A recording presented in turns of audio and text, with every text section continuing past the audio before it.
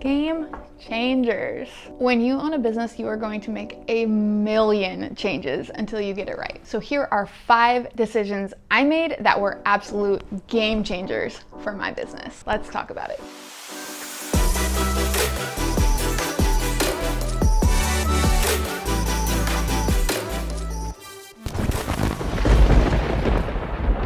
What up, y'all? Welcome back to Branding for Badasses. I am Liz Marie and I'm a brand strategist, creative director, and I work with women and BIPOC-owned businesses to overcome brand chaos and level up your brands. So if you are already an entrepreneur, you know that it is all about being adaptable. That is basically the name of the game. You figure out what works, and then your business changes, you change, your audience changes, life changes, and then you have to do it all over again. You are constantly adapting to really get it right, and it can be a struggle. So over the past 3 years in my business, I have made lots and lots of changes. I am changing up my changes.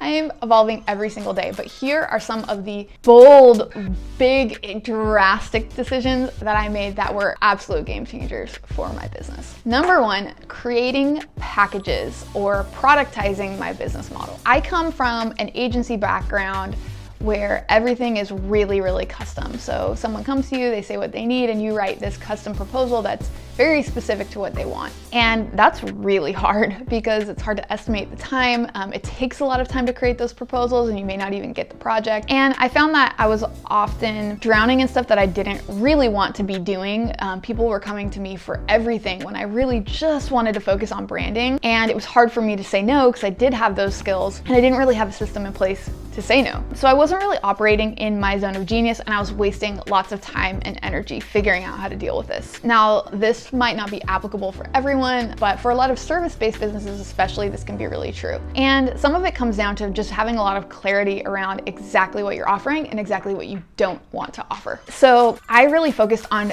productizing my business or creating very specific packages of what I do offer and not doing anything else. So that looked like offering specific brand strategy and brand design packages with these exact deliverables for this exact price, and it takes me exactly this long. And I had never had that before. I was doing a lot of everything. I'd do a website, I'd update a PDF, I'd do a brochure, I'd do like little tweaks and a little bit of everything from marketing to have a broad background, but it just wasn't serving me. So once I created those very specific offerings, which you can see on my website, it's still what I offer to this day, although I'm going to be making some tweaks soon. Once I did do that, I no longer had to think about it. It was really straightforward. It saved me a lot of time and energy. I didn't have to spend time creating these proposals for projects that I might not even get to begin with. It was easier for my customers or potential customers because I was able to say, oh, here's what you need. Here's exactly what I offer for that.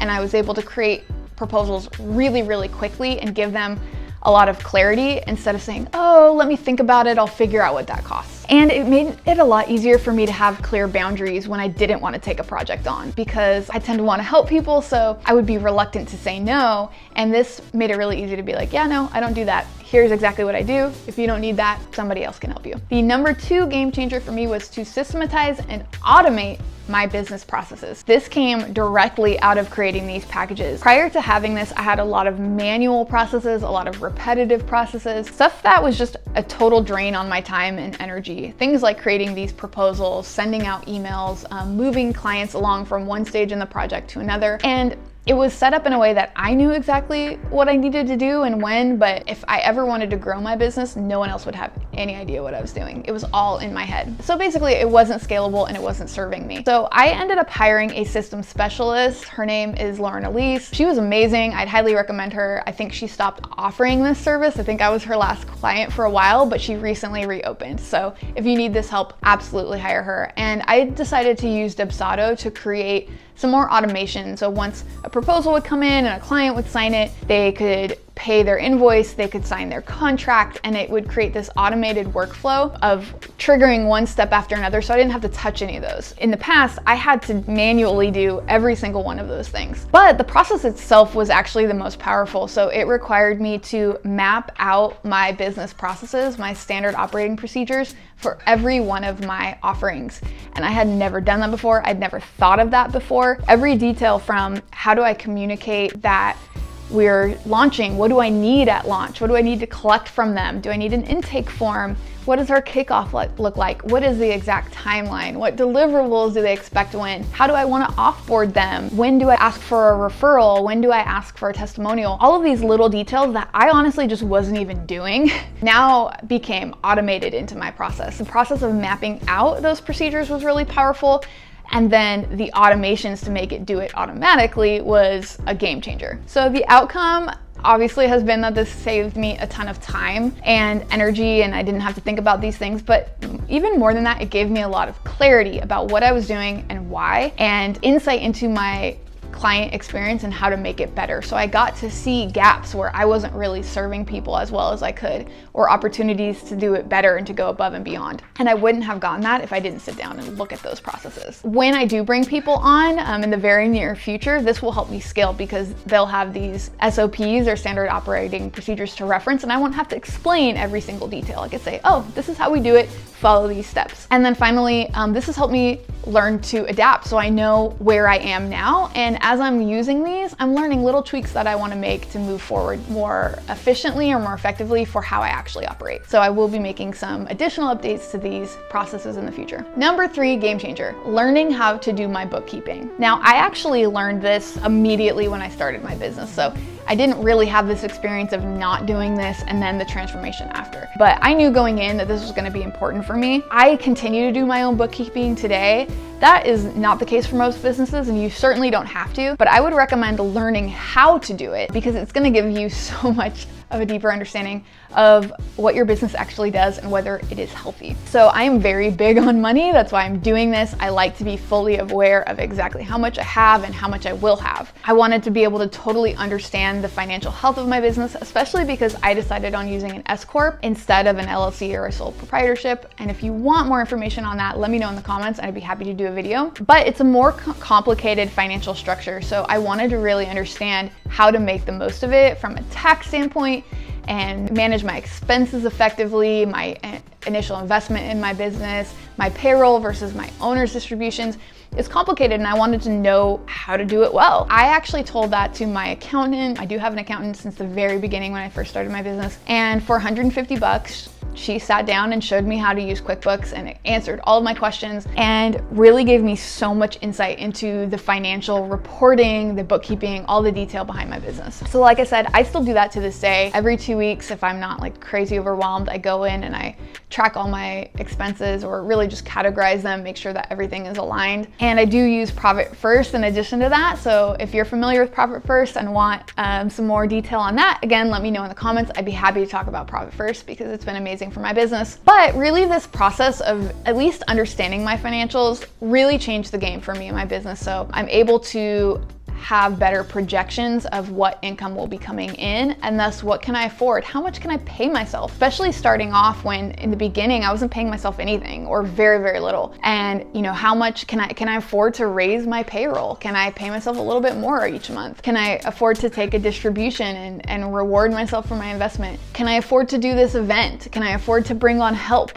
All these types of projections are really, really essential as you grow. But then also understanding, like, am I profitable? Am I not? What assets do I have versus my liabilities? All of these details really are the health of your business, especially if you're approaching this from a standpoint of creating generational wealth, which means your business isn't just a job or a monthly income generator. It's an asset that should be worth something. So you want it to be very healthy. It also made tax time really, really easy every year. There's no stress. I give her everything. I know that it's well categorized and organized because I know what I'm doing. And it's pretty simple, straightforward process. And then finally, it gave me peace of mind. I am a little bit financially risk averse historically, and I like to really feel secure in my finances. So this gave me that peace of mind that counteracted my biggest fears when I was going into launching a business. And I have a video on that coming very, very soon. Number 4 game changer was referring people elsewhere. So like I mentioned, I used to be taking on a little bit of everything, and that made me kind of frenetic. I wasn't as focused, wasn't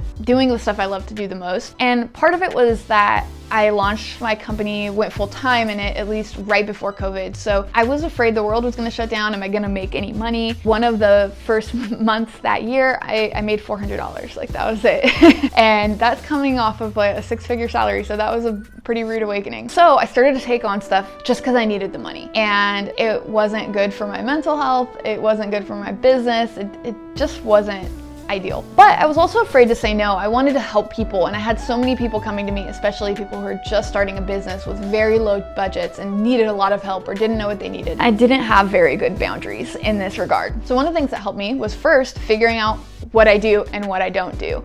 For me, that looked like creating these packages, but for you it may look totally different and just drawing your line in the sand of what you want to offer and what you don't. And then I found the right people within my network, or was referred to the right people who could offer the things that I don't want to do anymore.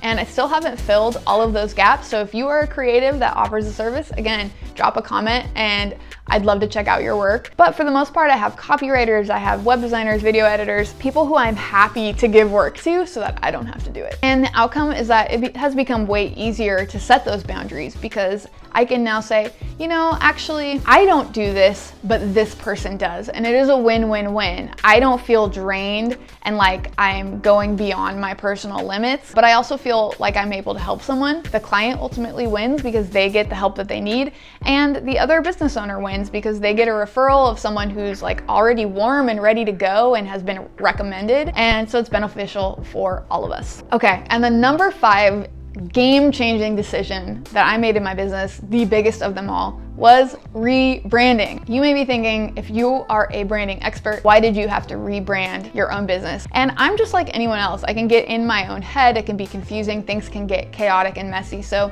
when I started my company, I had a very, very different idea of what I wanted it to be. And I spent a year building out that business and that brand. And then I completely switched it up and changed my audience, changed my approach. But I was just about to quit my job. So I didn't really have a chance to really catch up my brand. So my first year full-time, or most of that year, everything felt out of alignment. It was really complicated and confusing for me to create marketing materials or to create my social media posts or my messaging, because I just wasn't clear on my brand. I didn't feel confident in it. The tone and the voice was off. I wasn't reaching the right people. It really wasn't resonating because there was this disconnect. The people that I wanted to talk to weren't getting messaged to. I was messaging to this old audience that I used to serve. So everything was out of alignment, including me personally, and it just didn't feel good. And then even more than that, I have a specific niche. I serve women and BIPOC businesses who often don't have the same resources, especially when they're startups,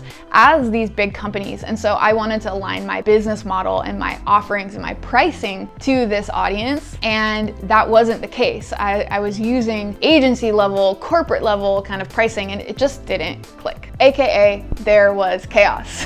So how did I solve this? I literally did exactly what I do for my clients, for myself. And let me tell you, it is hard to brand yourself. So if you're out there trying to create your brand message for yourself, trying to create your own brand identity, your logo, and it is hard, trust me, I get it. I know how hard it is because I've done it for myself. It is very confusing. It's hard to get that detachment, to get that clarity. But I worked on it for several months. I researched my audience. I created my audience profiles. I created my brand messaging and strategy, just like I talk about in my videos, and then ultimately created my brand identity. So the colors, logo, look, feel, everything that you see now, I created out of this process of trying to find clarity. And then I did a big rollout. So my website, all my branding, my videos, my social media, all of that is now in my updated brand as of the end of 2020. So the outcome of this has been absolute total clarity and so much confidence. And I always say that, and I've heard that from my clients, but it was just crazy to see how true it really was for myself. So I feel so much more aligned, and in my business, I don't have to think about the things I used to worry about because I know that this is what I stand for. I know that this is what I offer. So that clarity is really powerful, but it's translated to more confidence for me as a human being, as a business owner, because I was able to inject a lot more of my actual personality into my business. It makes me see myself with a little more confidence and be able to own those characteristics. So a little bit of the fearlessness, the badassness, I am able to kind of embody that even more. And since undergoing this rebrand,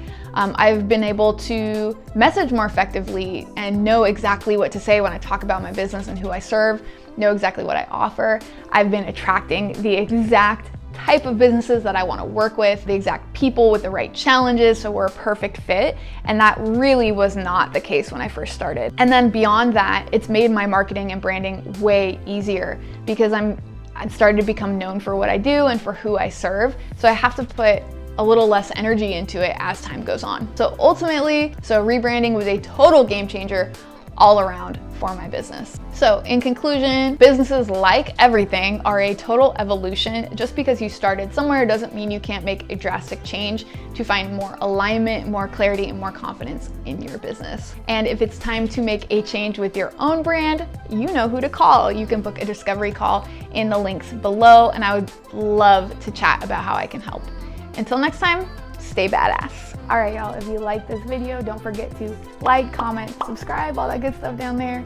And check me out at LizMarieStrategy or LizMarieStrategy.com.